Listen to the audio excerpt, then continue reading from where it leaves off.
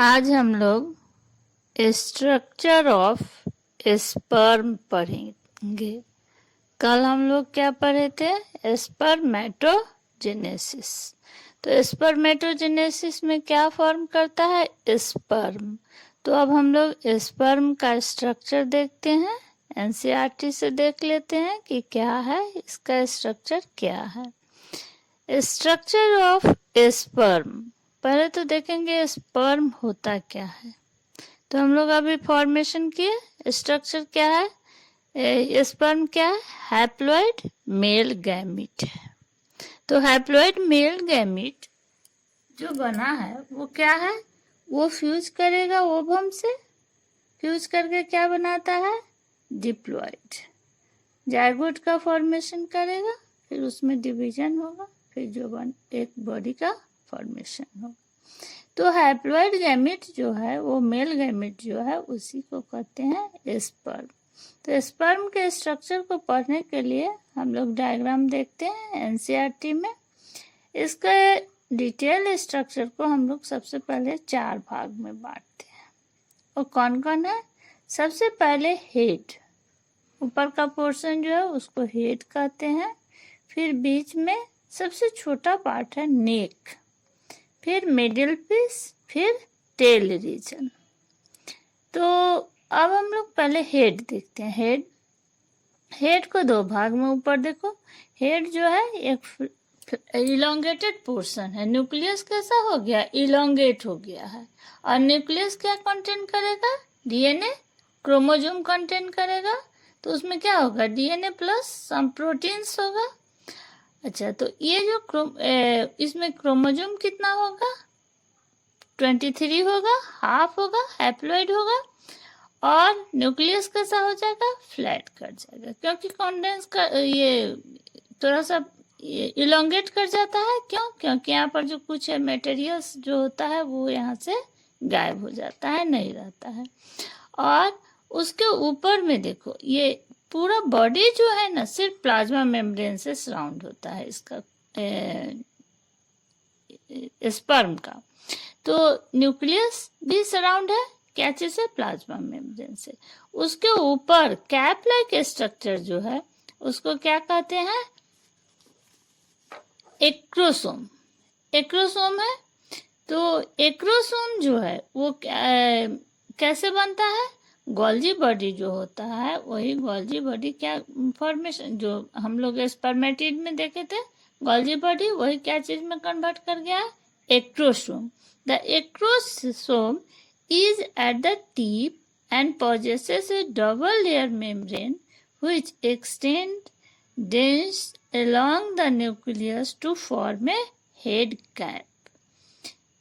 Acrosome has an enzyme. Acrosome क्या content करता है? एक इंजाइम कंटेंट करता है जिसको कहते हैं स्पर्म लाइसिन, जो क्या चीज में मदद करता है? Penetration of sperm into the ovum at the time of fertilization by dissolving the membrane of ovum.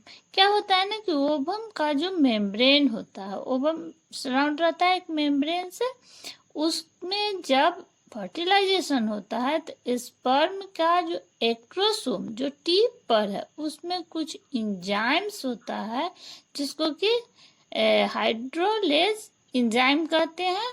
वही इंजाइम जो है वहाँ से सिक्रीट होता है और स्पर्म का जो ओवम का जो मेम्ब्रेन होता है उसको तोड़ देता है, लाइज करता है, जो कि पेनिट्रेशन में मदद करता है।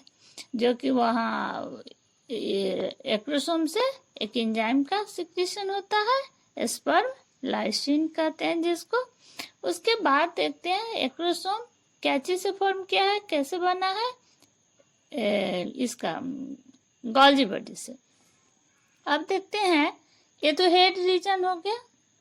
हेड रीजन के बाद है नेक। नेक रीजन क्या होता है? इट इज वेरी शॉर्ट, वो छोटा सा रीजन है। It has proximal and distal centriole. तो यहाँ 2 तरह का नेक रीजन में सेंट्रियोल होता है, एक प्रोक्सिमल सेंट्रियोल एंड दूसरा distal centriole. The proximal centriole take part in the first division of fertilized ovum, while the distal centriole acts as the basal granules of the long axial filament.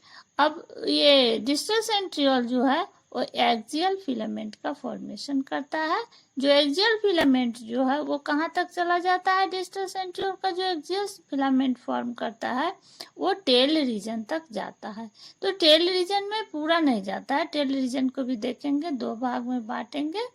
तो tell का एक ऊपर रहता है, एक and piece है, और middle piece में एक्सियल रीजन, एक्सियल फिलामेंट पर ही ये जो है माइटोकॉन्ड्रिया, माइटोकॉन्ड्रिया जो होता है वो स्पाइरल, एक रिंग लाइक स्पाइरली उस पर रहता है। इस माइटोकॉन्ड्रियल शीथ जो है उसको निबर कर्ण और निबर कोन भी कहते हैं।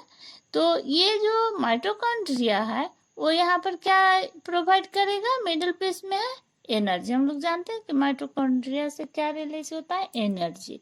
तो एनर्जी क्यों? ही इसको स्पर्म, चूंकि स्पर्म जो है वो माइक्रोस्कोपिक है, मोटाइल है, तो मोटाइल मीन्स ये मूव करता है, क्योंकि इसके बाद जो है मिडिल पीस के बाद हम लोग टेल रीजन कहते हैं, टेल कहते हैं। टेल जो है वो टेल रीजन जो है इसी में इसका ये, इससे क्या होता है? इसको फ्लैजेलम भी कहते हैं। ये मोटाइल है, मतलब इसको मूव करने में मदद करता है। तो यहाँ से टेल से मूवमेंट होता है, और एनर्जी कहाँ से मिलता है?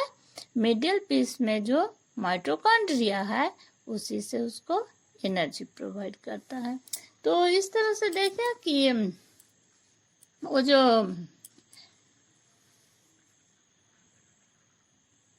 माइटोकॉन्ड्रिया जो है एनर्जी प्रोवाइड करता है, उसके बाद फ्लैजेलम और tail, also called tail of the sperm. Flagellum को ही स्पर्म टेल कहते हैं। The axial filament continued from the middle piece is surrounded by a cytoplasm sheath of flagellus which whip like movement इसमें देता है, जिसमें कि ये उसको घूमने में मदद करता है। किसको? स्पर्म को। कब करता है मूवमेंट? जब स्पर्म है तो मोटाइल होता है ना, तो वो जब फर्टिलाइजेशन के लिए इसको कहाँ जाना पड़ता है? फॉलिपियन ट्यूब में। तो ये फ्लैजेलम जो है वो हेल्प करता है मूवमेंट में। तो यही है स्पर्म का एक स्ट्रक्चर है, ये बहुत इम्पोर्टेंट है। अब नेक्स्ट क्लास में हम लोग हार्मोनल कंट्रोल ऑफ स्पर्मेटोजेनेसिस को स्टडी करेंगे।